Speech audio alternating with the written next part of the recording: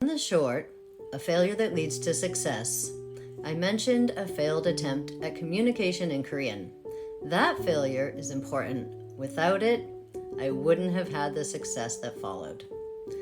Because small talk with strangers is not common in Korea, I've had to get creative in order to practice new vocabulary. Hiking is one of the few places that I found Koreans to be more open to greetings and small talk.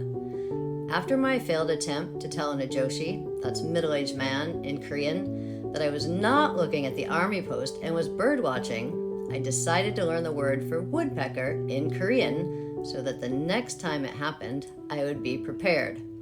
Once I learned how to say woodpecker, I had to wait for the right situation. I needed both woodpeckers and someone to walk by while I was looking at them. In addition, I needed my target to express curiosity about why I was looking into a tree. I couldn't just accost unsuspected passersby, at least not successfully. They'd simply ignore me. It took a few attempts, but one day the stars aligned. With two white-backed woodpeckers in sight, I got into position as two AJUMMAs, middle-aged women, approached. Much to my delight, they stopped and looked up into the tree.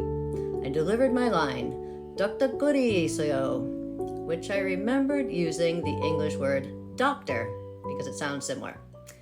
Now, I'm not sure if that translates to I have a woodpecker or there is a woodpecker or both, but these women pulled out their cameras and I helped them find the woodpeckers. Once we finished taking pictures, the women spoke to me in Korean. I was able to understand most of what they said and answer in Korean, but there was one word they used that stumped me. I knew the word, but I couldn't remember it. I just couldn't remember what it meant. It was gohyang, which is similar to goyangi. Goyangi means cat, but I was pretty sure they weren't asking me about cats. I knew the word, but for the life of me, I could not recall it. Thankfully, they had excellent communication skills and gave me examples.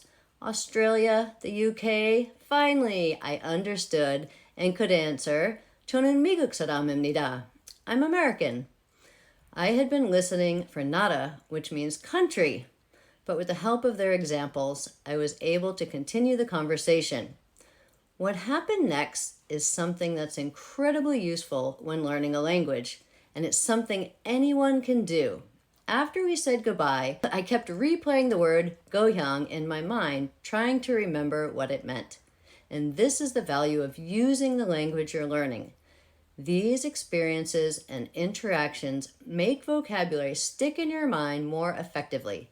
As I racked my brain, I finally remembered that gohyang means hometown, and I have not forgotten it since. So, don't be afraid to make mistakes. Focus on communicating and making connections. Every time you have a chance to practice speaking, use mistakes to fuel your learning. Now, think about or choose a word that you want to add to your working vocabulary and add it in the comments below. Even better, use it in a sentence, and I'll do the same.